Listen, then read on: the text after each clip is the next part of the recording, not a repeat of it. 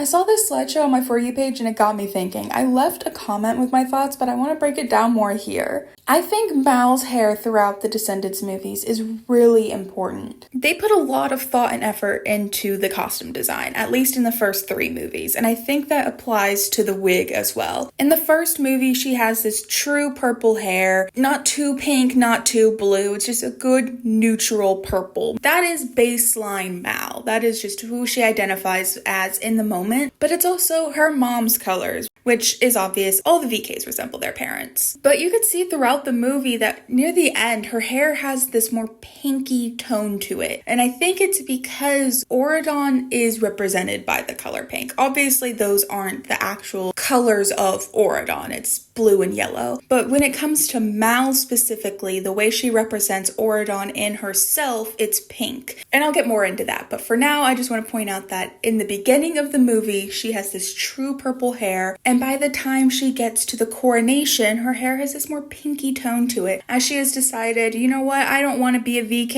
anymore. I want to be Ben's girlfriend. I want to go to school. I just want to be a normal, happy kid. And she gets to achieve that. But by the second movie, she has swerved so far into it, she has erased her entire identity. She now has this bleach blonde hair. The only semblance of the true her is the purple tips. And it's that true purple again, not too pink, not too blue. It is baseline Mal, but it is so barely there. You can barely even see that it's her. She is just this bleach blonde, pink fingernails girly now. She is meant to be the next queen of Auradon. So she is trying to erase all the villainous inside of her and be this princessy, perfect wannabe. She just isn't. And I think the reason why Mal uses the color pink to identify Auradon in her design is because her first impression of her dorm room was just overwhelmingly princessy pink.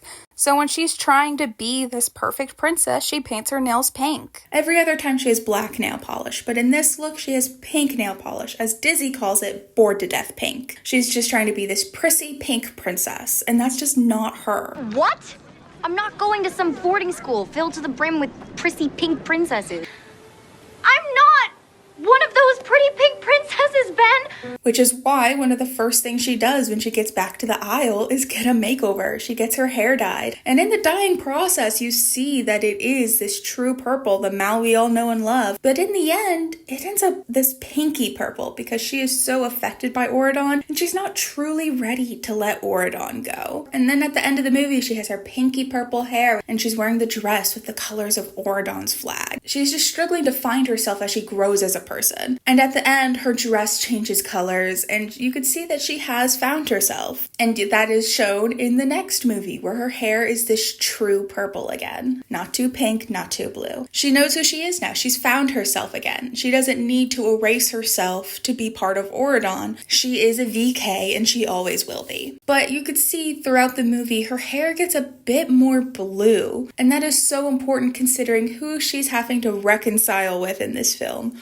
Her father, Hades, with the flaming blue hair. This whole time, she's always been Maleficent's daughter. She's always had the purple and the green. She's always been Mal, the daughter of Maleficent. She's never been the daughter of Hades. We didn't even know Hades was her dad until the teasers for this film. And as she reconnects with him and integrates him back into her life, now all of a sudden her hair is turning blue. And it's not true blue like his, it is a purple blue because she has found herself again. She has grown as a person again and found herself within this new sense of identity where she is not just a VK, she is not just the Queen of Auradon, she is not just Maleficent's daughter, she is not just Hades' daughter. She is all of these things and every piece of that makes up who she is and it shows through her costume design. Descendants 3 isn't the last time we get to see Mal. It's the Descendants Royal Wedding animated short film on Disney+.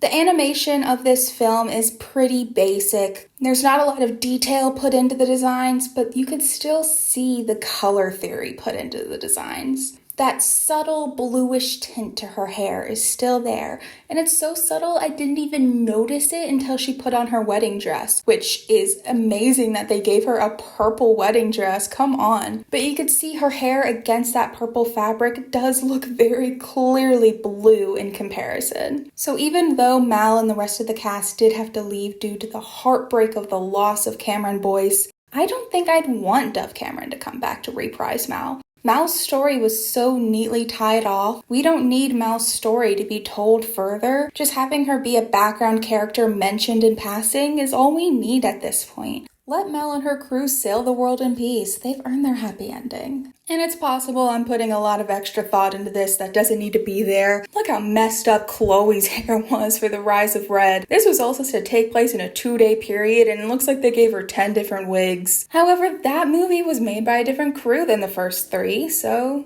I think my theory still stands up. And honestly, the hair color in Rise of Red is important as well. I've seen a lot of people point out, oh, I thought only VKs had dyed hair. Why did Cinderella have dyed hair? It's important to remember that they went back in time before Auradon was segregated. You don't get to see something like that in the Descendants universe until Ben invites the VKs to Auradon Prep. Before that, everyone was super segregated, so their cultures weren't mixing like they were in the days of Merlin Academy. It makes sense that people would be more expressive in mixing cultures in a day where their cultures were allowed to be mixed, pre-segregation. It's not until that segregation has ended that we see the culture start to mix again and characters like Audrey start to dye her hair. The color of hair is just so important. It also goes to symbolize how Bridget rose to become the Queen of Hearts, going from this soft, pretty pink to a harsh red. Even though Rise of Red wasn't nearly as well done as the original Descendants, the same thought is put in a lot of ways. And I just wanted to talk about it.